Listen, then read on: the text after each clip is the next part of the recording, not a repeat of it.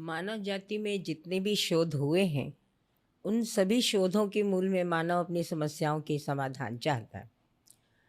उसी क्रम में उसने इस ईश्वर केंद्रित विचार करके देखा, जिसके कारण कि मानव जो है, इस अस्तित्व में जितनी भी इकाइयां हैं, उन सब के नियंता के रूप में ईश्वर को देखता है। लेकिन ये मान्यता ही रही, ये आज तक प्रमाणित नहीं हुआ और ईश्वर केंद्रित चिंतन रहस्य बनकर रह गया।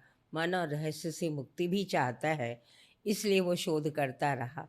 भौतिकवादी प्रयोगों ने मानव को भौतिक रासायनिक क्रियाओं के कारणों को पहचानने में और उनको सुविधाओं के रूप में या जो सामान्य आकांक्षा महत्वाकांक्षा की वस्तुओं की उपलब्धि के रूप में प्रस्तुत किया, जिससे मानव जाति को राहत मिली।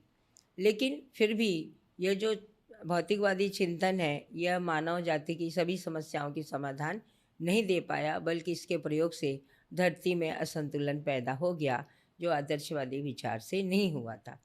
अभी मानव जाति की दिक्कत ये है कि वो एक समस्या का समाधान खोजता है और वो 100 प्रकार की समस्याओं में फँस जाता है।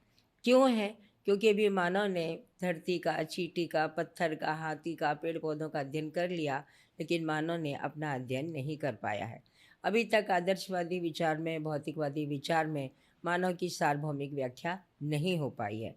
मध्यस्थ दर्शन, सह-अस्तित्ववाद, जो अस्तित्वमूलक मानव केंद्रित चिंतन है, वह मानव की सार्वभौमिक व्याख्या को प्रस्तुत करता है और मानव के विचार, कार्य, व्यवहार में इस प्रकार के समाधानों को प्रस्तुत करता है, जिससे समाधान से समाधान ही प्रस्तुत होगा, समस्या पैदा नहीं होगी।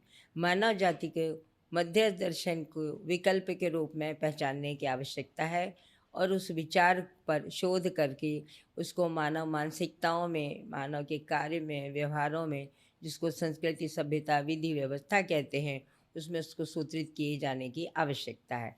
यह सूत्रित लोकव्यापी कैसे होगा, उसके लिए सबसे महत्वपूर्ण साधन है शिक्षा।